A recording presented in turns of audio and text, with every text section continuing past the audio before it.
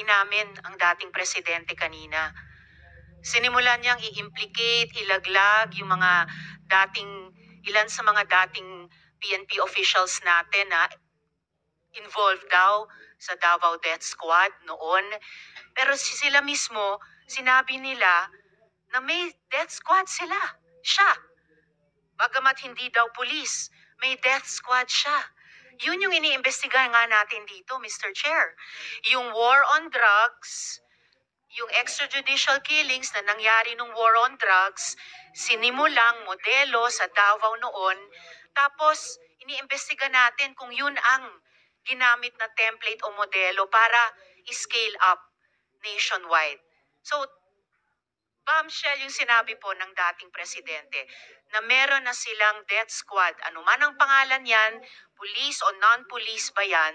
Kasi it looks like what we are investigating now, yung ginamit na instrumento para sa war on drugs na nagbunga ng napakaraming extrajudicial killings. You are For the record, Mr. correct, ma'am. Thank Tama you, ka talaga. Mr. Chair. Tama ka talaga. So, ganito na lang.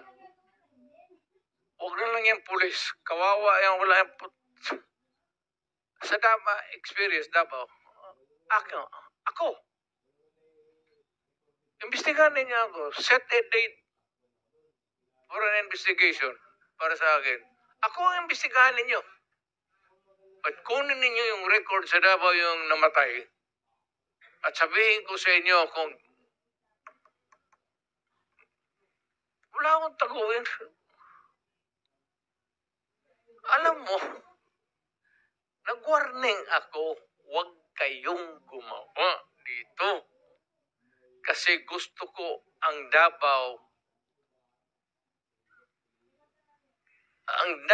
was a very kawawa noon. Alam ninyo sir, alam ko. Panahon ng NPA nung hindi pa ako mayor, kita mo ang Davao. Left and right ng hold up, walang makalabas sa bahay. Pati mga pulis takot. Kasi nandyan yung mga NPA, pinapatay sila. Kaya sinabi ko, nagagyat ako sa bukid. Nung na-mayor ako, sabi ko, ayaw ko ng away sa inyo. Pero yung mga pamilya ninyo, nandyan sa syudad natin. Yung mga top hunso ng Communist Party, bilangin ninyo sa ilan ang taga Davao. Saan ang pamilya nila? Sa Davao. Kaya umakyat ako sa bukid. Sinabi ko,